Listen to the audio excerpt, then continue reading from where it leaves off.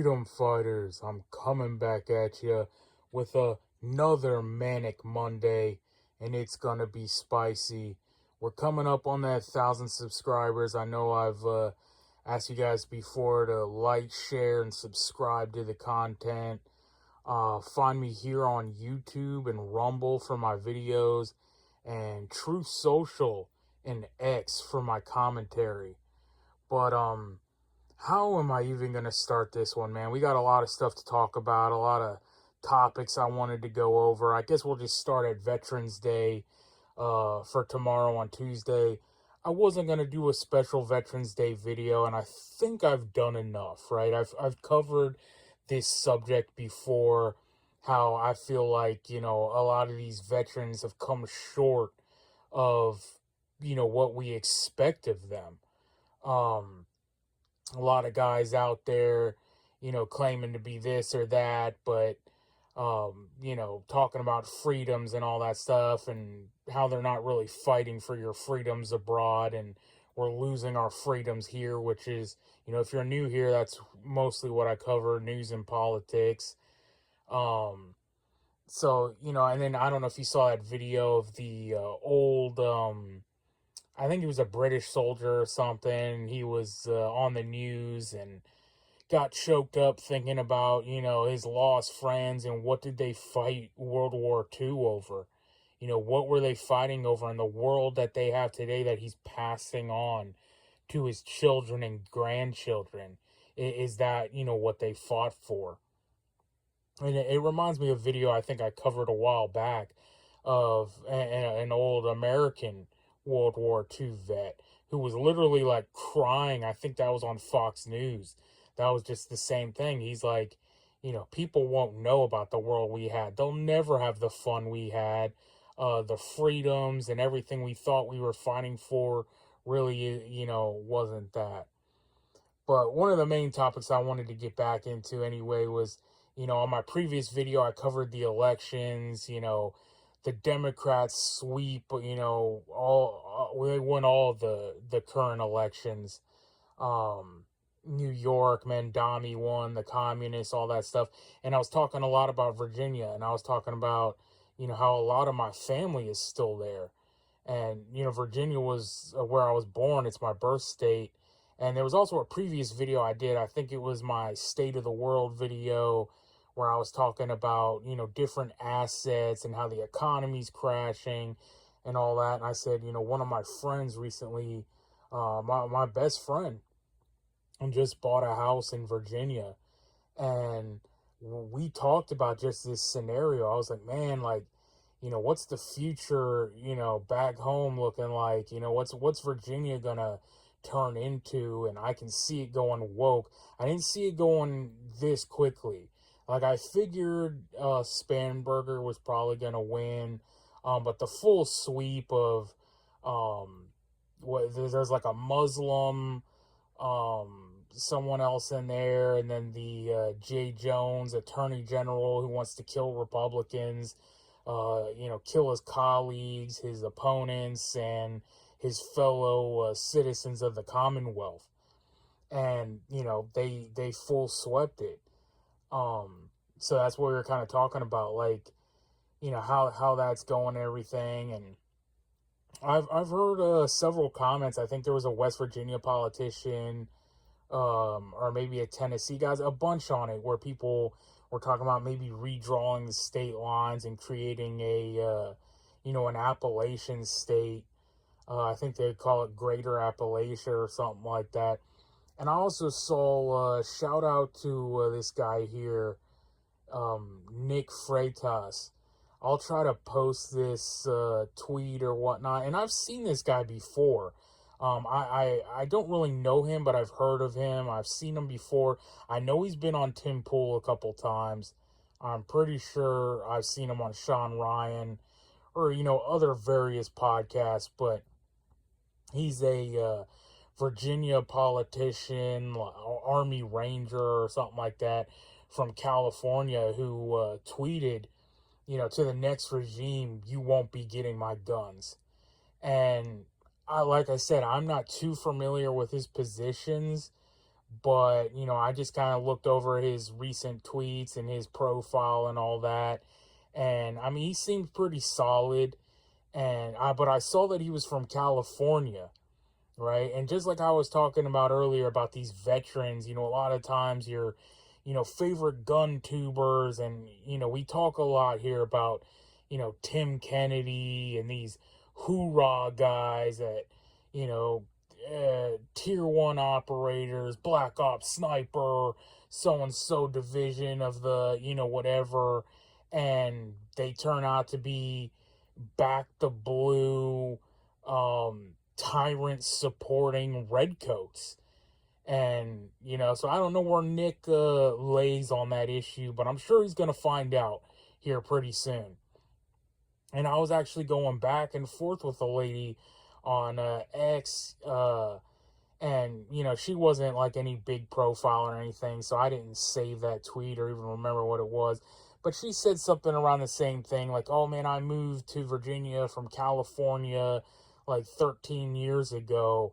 And, now I'm looking into selling my home and doing the whole thing over again. And I wrote to her, like, so you're just a professional runner at this point, right? So I've done videos on this before. I think this was in my balkanization video where I was telling people you're not going to be able to run from this. This is the point I always try to get across. The fight will eventually end at your doorstep. And you're just going to have to, make that decision of where you draw the line and when you put your foot down and say no. So, I'm wondering what Nick's going to do here. I followed him now. He deserves a follow, and, we'll see what's going on, with that whole thing. But, I have decisions to make myself, man. Like I said, I have a lot of family there, and I do a lot of traveling and stuff like that. And, I have some of my tools, per se, still at some of my family's house and stuff like that. So I either have to collect those and move those out of state to where I currently am, or to other families' house. I have roots in West Virginia, and that's sure gun friendly. So I could move them there, or do you just stand on principle?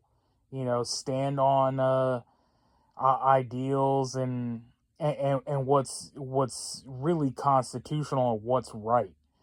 Or do you obey tyrannical and unconstitutional laws and get killed by tyrants? In Virginia's flag is the Sic Semper Tyrannis, thus always to tyrants. And it's got the guy standing over the tyrant with the crown falling over his head.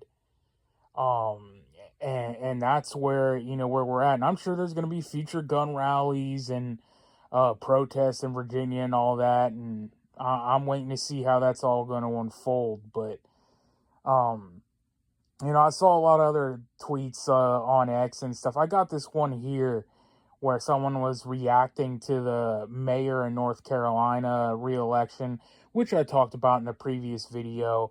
And Mr. Guns and Gear, I believe, is in North Carolina, and he just tweeted out something this morning about another criminal getting loose, by the DEI judge system and everything. This guy's been locked up 10 or 13 times, and then he just went and committed another murder. So, it's it's a reoccurring theme that we've seen. But this lady was like, oh, they killed Ariana Zartuska, and it's gonna kick off the Civil War and all that. And it's not, man. People are so dumbed down and have no clue what's going on around them. People are checked out. Like, people are head in the clouds, completely checked out, plugged into the matrix, and have no clue what's going on. So they can get away with whatever they want. And I know you think, like, oh, this is going to be, the up kick to the Civil War or whatnot. And no, people aren't going to do anything. They're just going to take it. There's going to be some huffing and puffing, some chest beating and stuff. But we're not Muslims, right? We don't martyr our own. We won't retaliate with loud booms and fireballs. Um, we don't retaliate at all. We, you know, make signs and protest or what I would say, huff and puff on the internet, vent our frustrations. Pretty much what I'm doing right now. But someone said the same thing about, Charlie Kirk and everything. All the talk around there was like, oh, we're in a war and all this stuff. And they're not wrong.